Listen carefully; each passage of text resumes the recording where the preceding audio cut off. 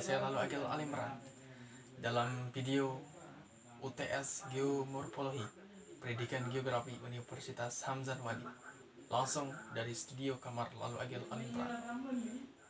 Pada kesempatan kali ini saya akan menjelaskan mengenai materi-materi yang saya dapatkan selama setengah semester dalam mata kuliah geomorfologi, yaitu diantaranya yang pertama mengenai proses geomorfik, yang kedua bentuk lahan asal vulkanik, yang ketiga bentuk lahan asal struktural, yang keempat bentuk lahan asal solusional, dan yang kelima bentuk lahan asal denudasional.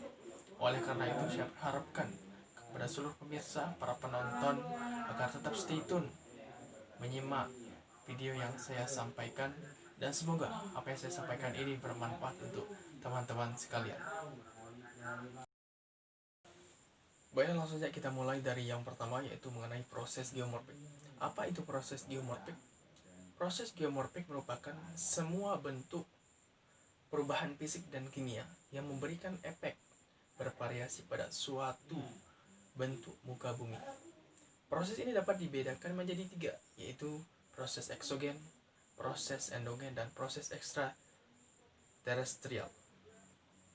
Yang pertama, proses eksogen, yaitu proses pembentukan bentang alam yang diakibatkan oleh tenaga dari luar kulit bumi, yang dimana proses ini dibedakan menjadi dua, yaitu yang pertama agradasi dan yang kedua degradasi. Agradasi yaitu proses pembentukan yang bersifat positif berupa pengendapan, dan yang kedua yaitu degradasi, merupakan proses yang membentuk bentuk yang bersifat negatif atau merendahkan permukaan bumi. Dan proses degradasi terdiri dari tiga proses utama, yaitu pelapukan, erosi, dan gerakan tanah. Selanjutnya proses endogen, dari katanya endogen yang berarti dari dalam bumi, yang merupakan proses pembentukan bentang alam yang disebabkan oleh tenaga dari dalam kulit bumi. Contoh dari gerakan ini atau proses ini yaitu seperti pergerakan tektonik atau aktivitas magma. Yang ketiga yaitu proses ekstraterestrial. Apa itu proses ekstraterestrial? Yaitu proses yang berasal dari luar angkasa. Seperti contohnya yaitu ketika meteorit jatuh ke permukaan bumi, menghantam permukaan bumi di suatu wilayah tertentu, akan menghasilkan bentuk muka bumi yang mempunyai cekungan yang sangat besar, yang tentunya sangat mempengaruhi kehidupan di sekitarnya, baik dari tumbuh-tumbuhan ataupun hewan yang ada di sekitarnya. Selanjutnya yang kedua yaitu bentuk lahan vulkanik. Apa itu bentuk lahan vulkanik? Yaitu bentuk muka bumi yang disebabkan oleh aktivitas vulkanik atau letusan gunung berapi, baik oleh bahan yang sudah bersifat ekstrusif maupun yang masih di dalam perut bumi atau yang bersifat intrusif. Bentuk lahan vulkanik ini yaitu memiliki ketinggian lebih dari 1000 meter di atas permukaan laut dan memiliki kemiringan lereng yang curam, yaitu 56 derajat sampai 140 derajat. Ciri khas memiliki kawah, lubang kepundan, dan kerucut kepundan. Material yang dapat ditemui pada bentuk lahan vulkanik bagian puncak merupakan material halus sampai sedang seperti abu vulkanik atau tub.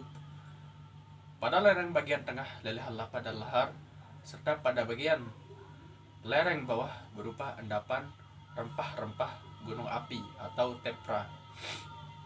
Terbentuknya gunung api akibat kegiatan magma yang mendorong dari perut bumi ke permukaan bumi secara berkesinambungan atau terus-menerus dalam kurun waktu yang panjang, sehingga membentuk kerucut yang menjulang sampai ketinggian tertentu.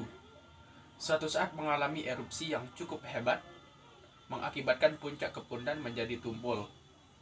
Pada gunung api muda, puncak kepundan masih berbentuk kerucut dan erupsi masih berlangsung.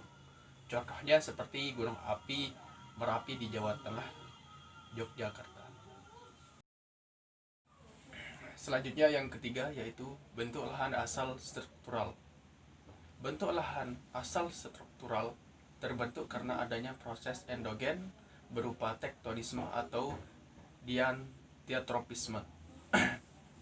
Proses ini meliputi pengangkatan, penurunan, dan pelipatan kerak bumi sehingga terbentuk struktur geologi lipatan dan patahan. Selain itu terdapat struktur horizontal yang merupakan struktur asli sebelum mengalami perubahan. Dari struktur pokok tersebut dapat dirinci menjadi berbagai bentuk berdasarkan sikap lapisan batuan dan kemiringannya. Adapun ciri-ciri dari bentuk lahan asal struktural yaitu yang pertama, deep dan shrek batuan resisten sampai non resisten jelas. Yang kedua, horizon kunci jelas. Yang ketiga, adanya sesar, kekar, pecahan, gawir sesar, dan sesar bertingkat. Yang keempat, adanya materi intrusif seperti dike dan kubah granitik. Adapun hasil dari pembentukan bentuk lahan asal struktural yaitu seperti adanya pegunungan blok sesar, gawir, perbukitan antiklinal, perbukitan siklinal, perbukitan monoklinal, dom, plato, teras struktural, mesa, graben, dan horst. Selanjutnya atau yang keempat yaitu bentuk lahan asal solusional. Bentuk lahan asal solusional yaitu merupakan bentuk lahan yang dihasilkan oleh pelarutan batuan. Tidak semua batuan bisa dilarutkan dengan cepat dan mudah. Dan pelarutan solusional ini biasa terjadi di daerah kars atau daerah kapur. Dikarenakan daerah kapur atau batuan kapur mengandung karbonat yang sangat tinggi sehingga mudah untuk terjadinya pelarutan. Adapun bentuk-bentuk lahan dari proses solusional ini yaitu seperti kubah kars, dolina, upala, polje, dan gua kars. Selanjutnya bentuk lahan yang terakhir yaitu bentuk lahan denudasional. Proses denudasional merupakan kesatuan dari proses pelapukan gerakan tanah erosi dan kemudian diakhiri oleh proses pengendapan. Semua proses pada batuan baik secara fisik maupun kimia dan biologi sehingga batuan menjadi desintegrasi dan dekomposisi. Batuan yang lapuk menjadi soil yang berupa fragmen. Kemudian oleh aktivitas erosi, soil dan abrasi tersangkut ke daerah yang lebih landai menuju lereng yang kemudian terendapkan. Pada bentuk lahan asal denudasional, maka parameter utamanya adalah erosi atau tingkat. Derajat erosi ditentukan oleh jenis batuan, vegetasi, dan relief. Bentuk lahan asal denudasional adalah sebagai berikut, yaitu pegunungan terkikis, perbukitan terkikis, bukit sisa, perbukitan terisolir, dataran nyaris, kaki lereng, kipas rombakan, lereng, gawir, dan lahan rusak.